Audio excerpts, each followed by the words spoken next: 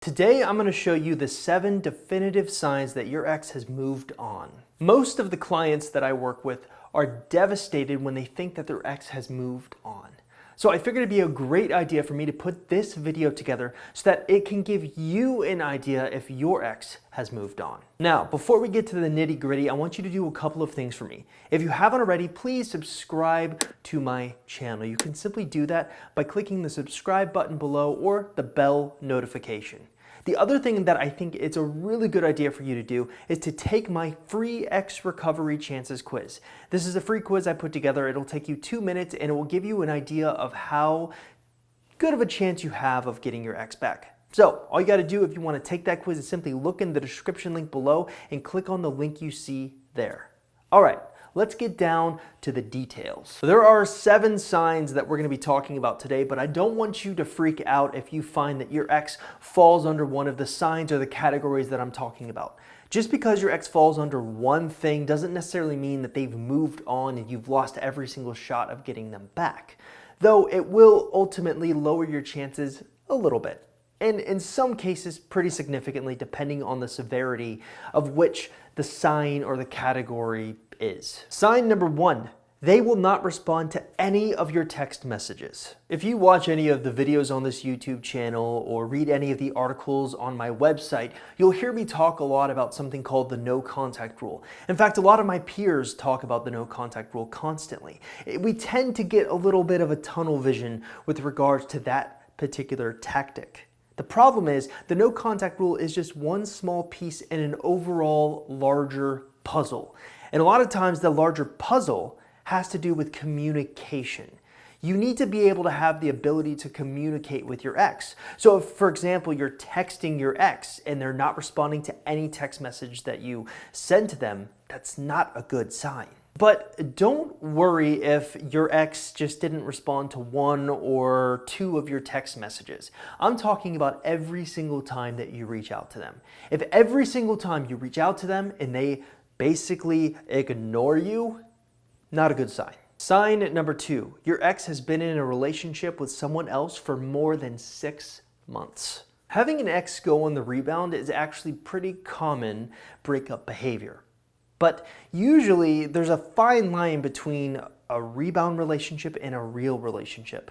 Turns out we've found that that line tends to be around the 6-month mark.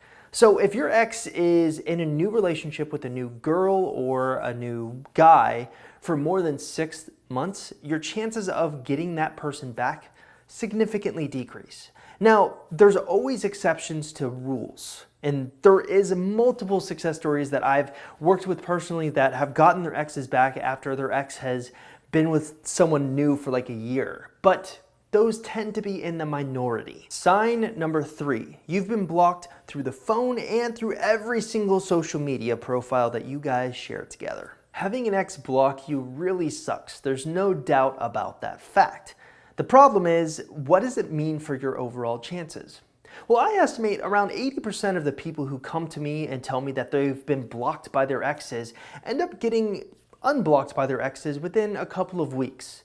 But what about those people who don't get unblocked? What about if you've been blocked for your ex more than 3 months? Well, your chances significantly decrease in situations like this. But again, the majority of people who've been blocked by their exes will get unblocked within a couple of weeks. It's only when you hit into that uncharted territory of 3+ months that you need to start worrying. Sign number 4, your ex has literally moved away. Seems pretty obvious, right? Your ex has literally moved away after the breakup. Your chances shouldn't be that great. Typically what we like to see in long-distance relationships is a history of a long-distance relationship between the two of you. There's a difference between someone who's trying to get an ex back who's broken up with them and moved away and someone who's trying to get an ex back who was already a long-distance relationship. Ideally, you'd like to have that history. But if you don't have the history and they have moved away, your chances are significantly lower. Sign number 5, your ex got engaged to someone else. This kind of harkens back to sign number 2, your ex being with someone for more than 6 months, except this takes it to a whole new level. You'd be surprised about the amount of people who come to me trying to win exes back who are either married or engaged to someone else. Look, think of it like this. There's a scale between, how good your chances are. Your scale starts to go downwards if your ex is with a new person for more than 6 months. And it's really quite low if your ex is actually engaged to someone. Might be time to give up or start taking a little bit of a different approach. Sign number 6, your ex's family has conspired against you. This one really isn't talked about that much, and it kind of shocks me because it's something I see quite a bit. Typically, when breakups happen, your ex's family or friends don't really get along with you, and oftentimes they're whispering bad things in your ex's ear. Well, the closer he is or she is to her friends or his family, that might not bode well for your chances. Let's pretend for a moment that I'm your ex and you're trying to get me back. Throughout my life, I've been closer to no one more than my mother. Now, my mother did not like you whatsoever. She's told me multiple times what a bad decision it was for me to date you and how much she dislikes you. Now, while I'm inclined not to listen to her and not to be influenced by her, I've grown up with her my entire life. I trust her more than no one because, after all, I feel like she's got my best interests at heart. Now, the problem is, even though I don't want to be influenced by her, I can't help but be influenced by her.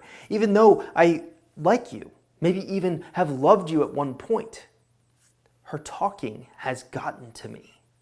If this is going on constantly with your ex and your situation, it's not going to bode well for the overall outlook of things. Sign number 7, religious differences caused your breakup. Again, this is one of those situations that I don't see a lot of my peers talking about. But without a doubt, religious differences between you and your ex can impact your overall chances, especially if that was a breaking point in your actual relationship. If religious differences, your religion or his religion or her religion, had some impact on why you broke up, whether it was his family conspiring against you because of religious differences, it's not going to be great for your overall chances of success. Hey, thank you so much for getting to the end of this video. I really hope it helped you out and get better clarity on your situation.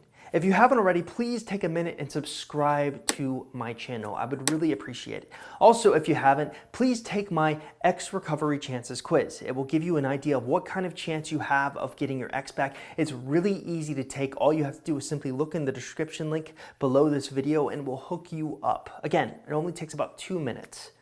I'll see you guys next time.